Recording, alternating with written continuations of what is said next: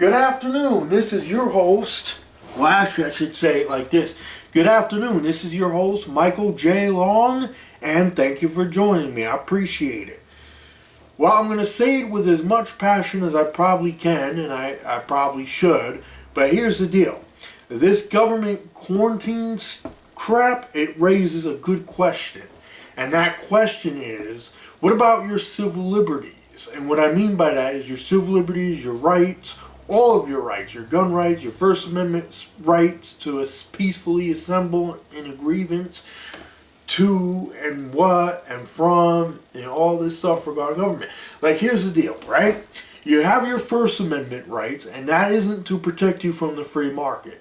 That is to protect you from government. Your First Amendment rights, your Second Amendment rights your First Amendment rights to peacefully assemble and to petition the government for reverence of grievances. Your Second Amendment, the right of we the people, the right to bear arms, shall not be infringed, and all of your rights. It's about all of your rights in the U.S. in the U.S. Constitution, Bill of Rights, and in most state constitutions. Guess what? It's like they're being pulverized. It's like they're being destroyed. And every time there's an emergency, it seems like something like that happens. So I was watching this video on Facebook, through a Facebook group and YouTube and stuff like that. You can catch Ben Swan anywhere on social media, etc. He's got this series in Truth in Media, and his most recent response to the coronavirus has been, he raised the question, which is where I got it from, in terms of, does it matter? And, and of course his response was that, of course it matters. And he raised a whole series of different questions, including, is the Constitution in quarantine and your rights to peacefully assemble, to bear arms? And then he looked at various different examples where state governments and the federal government, the state governments, I believe it was, and municipalities and the local and county areas of government, trying to take away through various means and acts our Second Amendment rights and our First Amendment rights, various stay-at-home orders. And it makes no sense to me that government would do this, like order all non-essential businesses to shut down. So I'm going to take it a step further, and I'm going to say, look, all of your economic rights are also being trampled on. Your right to own a private business, and now this deal where President Trump wants to nationalize all American industries and corporations. He wants to nationalize them. Then you got local, state, and county governments trying to restrict your right to bear arms, stay-at-home orders, and then they're also ordering shutdowns of up to 95% of the economy, including non-essential employees to be laid off, including all of your private businesses, all of non-essential businesses to be shut down. I mean, this ain't good for the economy. And then to tape it all off, the president, the Congress has passed a stimulus bill where it funds the government, but it doesn't fund we the people, it just funds the government, with all the hard-earned tax dollars going to winners and losers of the, economic stimulus packages that are being brought to forth by the U.S. Federal Reserves and the IRS. So while our rights are being trampled on, meanwhile, government wants to also nationalize. And there's also, and Democrats have been talking about this nationalization of goods and services for a long time with their universal health care and their so-called single-payer health care plan, which is now Medicare for all, which, so we're talking about universal basic income, universal single-payer healthcare system to be established. That's what they want to do. They want to also have gun control, just, you know, and the only thing the Republican Party or the so-called conservatives and the Trump administration can do is sit there and say, well, we're gonna, in spite of what you guys want on the left, we're gonna, you know, nationalize all these industries, or at least that's what they plan to do. They haven't come up with any law yet to do so, but I think such a law and such a plan would be disastrous, because there's nobody other than the free market that can do what the government, that can do a much better job than what the government can do. The free market has done wonders for innovation and technology and so on and so forth. We live simpler lives because of it, you know, and then we got to have government nationalize everything under the sun that is owned by private industry, private this, that, and the other thing, and we want the government to own that? I mean, you got to be kidding me, right? You know, and then on top of that, we're going to increase taxes for it and pay for those goods and services that are going to be owned by the government if they get their way with this. Also, all these stay-at-home orders. I mean, don't you think that they kind of violate the U.S. Constitution? And I ask my viewers this to, or people that I ask people to consider: do their rights matter, and is it worth fighting for? I ask them to consider that. I ask everyone to consider that, because this is what we all should be asking ourselves. We all should have the right to free speech, the right to petition the government for reverence of grievances. We all should have the right to also assemble and get together and assemble. Our free speech, which is meant to protect us from government infringing on it, is being infringed by the government. And also our Second Amendment rights, which have always been under attack, has currently been being attacked. Also our third and our fourth and our fifth. I mean, that's the other thing. Now you have, and that's the other thing.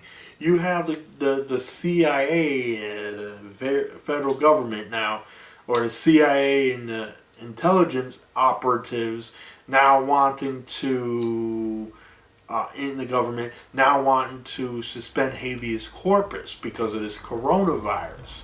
So now everybody else has been pre-arrested, awaiting trial, etc., and everyone that's currently been arrested has already been tried and post. All these people, if government gets their way on this, will probably be held indefinitely through the suspension of habeas corpus. Habeas corpus, I think, is a brilliant and good idea as prescribed under the U.S. Constitution, where you have the right to appear with your consent to be tried by a jury of your peers, to see the judge face to face, or by, you know, Skype or whatever technology allows us to do that. But what they ultimately want to do, or at least I feel that they want to do this, is, and this is based on what I know, based on some of the research I've done from some of the videos I've seen, they want to get away. They want to say, all right, we're going to see the judge, and you're not going to have any part of that. You're just going to sit there in your cell, and we're going to make all the decisions for you. In terms of when you get released, you know, so this includes indefinite detention and decisions being made behind your back in secret. And that's the thing about secrecy, is that it never works and never will. But they want to impose that. So in the process, we are losing our rights over this coronavirus, or at least the government is attempting to destroy as many of our rights as they possibly can. There is a smoke screen behind this coronavirus, and I'm not hitting on the coronavirus or doubting its implications. I'm not saying that it can't kill people, but I'm saying the government's response to the coronavirus has been enormously detrimental to our civil liberties and our rights. And it's in times like these where we should be getting together to help ourselves. And, even Larry Sharp has spoken about this, where we should get together and allow volunteer groups and organizations and the free market in its whole, in its entirety, and small businesses. That includes small businesses, big businesses, corporations, organizations, industries, anything that you can think of that's private, volunteer organizations, free market, the love and the growth of free individual, free independent people coming together to help those that are sick, to help those that are in need, without the use of government infringing and saying, this is what you need to do, this is what we need to do. No, the government needs to, I feel, get out of the way. I feel people are, like, if the government just proposed recommendations and what they feel people should do, I'm sure people will follow it, or their advice based on research of the coronavirus. But instead of that, what we're getting is you need to stay at home. Unless you have to go grocery shopping, unless you have to go to an appointment, a medical appointment, or you're sick, or you're going to the hospital or something, you have to stay at home. Especially also if you're a non-essential worker. And meanwhile, they want to destroy our rights and our civil liberties, and we can't assemble with more groups, with more than we can only assemble up to 10, so they want to do away with our ability to do more than that, because we might spread. Is it because we might spread the coronavirus, which has a doubling rate, or let's say 4, 10, or whatever, or is it because they this is their opportunity to now squash and squander our rights? So this is what we should be asking ourselves. And we also should be asking ourselves, what is the proper role of government? Should government be allowed to have all the essential powers that they have? To note, we've had the 9/11 attacks where the Twin Towers were attacked by hijacked aircraft from men from Saudi Arabia. That apparently there were men that were from Saudi Arabia that we allowed to come into the country, and the story, at least this is how the story goes. They hijacked those planes and they attacked the Twin Towers, all that. So okay, these terror attacks though, which happened more than 20 years ago on September 11th, 2001, which was 20 years ago from today? And we still have the Patriot Act, and now we have the NDAA, which in its recent form has now authorized the use and activation of the Space Force, when there was never really a need for the United States Space Force to exist. And what are they going to do? Just sit there and look for any country that launches missiles or rocket launcher attacks or whatever? I mean, I don't know. But what I do know is, the more rights that are taken from us, from the government, the more power government gets, the more it will grow.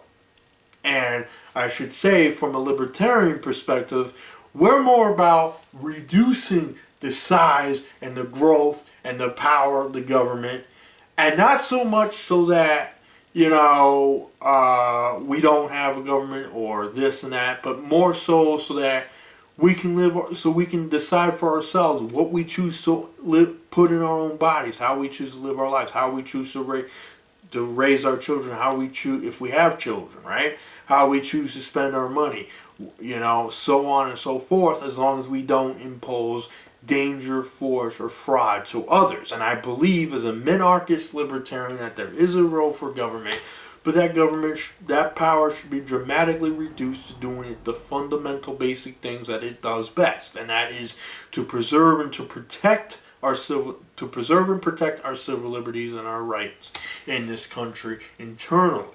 I mean, other than that, and we have a military so we can defend this country from both foreign and from international military attacks and or invasions. But other than that, we shouldn't have to have more than what we have in the government. I mean, we have way too many government agencies, boards, commissions. We have the FEC, we have this, we have that, this, that, and the other thing. And what are we getting out of it? You know? Instead, let me give you an example. What we get out of it is with the debate on the Commission on Presidential Debates, as it's called, which never should have came to existence or into fruition, for that matter, now says, hey, guess what? If you're a libertarian, you have to jump through all these hoops to get on the ballot. You have to be in enough ballots first of all, you have to be on the ballots in enough states to mathematically win the election. Well, okay. And then you have to, on top, which is reasonable, but then the next regulation is you have to get 15% at least in most of our approved polls, which is usually like One America News or Fox News or CNN or MSNBC or Newsweek or CNBC or ABC or NBC or whatever, right? Or CNN even. And most of those organizations and news organizations and publications and all that, they don't like to release polls that include, like in 2016 when Gary Johnson was running. They deliberately, in the media, in the press, tried to exclude Gary Johnson and Gary Johnson, who was the presidential nominee for the Libertarian Party at the time, from being in the debates, from being in the polls. And any poll that he was put in, he didn't get much. But we managed to get 3% of the vote with 3 or 4% of the vote, or at least, 3% of the vote with a little over 3 or 4 million voters. So those 3 or 4 million voters said, you know what? We don't like the Democrats. We don't like the Republican Party. And you know what? I think now when you look at the Libertarian Party voter registration or membership or people who have signed up to be associated with the local state, for the National Libertarian Party and its membership, it has quadrupled. Even in New York State, the amount of people registering to the Libertarian Party and the LPNY, which is the National Libertarian Party's state affiliate here in New York and so forth, it's grown exponentially, and I think a lot of that has to do with our beloved work at the county level. So I want to see the Libertarian Party grow, because I feel like our elected officials at the local, state, and county levels are doing a lot more to recommend what should be done, what shouldn't be done, instead of imposing stay-at-home orders. We're giving the people the choices at that level to decide whether they want to stay at home or not. So there's no better reason to vote for the Libertarian Party than now, obviously, or to even sign up for the Libertarian Party. But yeah, I feel like the government's response to the coronavirus has been, at least at the national level and in many local, state, and county levels of government, whereby you have Democrats and the Republicans running the show. I feel like, we're not getting anywhere with all these mandates, and that's what they're doing. It's like a smoke screen. You can almost sense it, it's not a physical smoke screen, but it's a psychological smoke screen. It's not the kind where you're going to go attack the Germans and there's this smoke screen in the middle of the field that you put up or whatever. No, but it's psychological. It's like they're blinding us with this coronavirus, but behind closed doors, there are real motives which have not been seen by the general public. One has to wonder with all the requirements that people must abide by, I think in some of the bigger cities they have the National Guards being employed and FEMA and all that, and anybody who doesn't stay at home is going to be arrested and thrown in jail or be risked having a felony upon. So this is just something to think about. I'm Michael J. Long, and thank you for joining me. I appreciate it.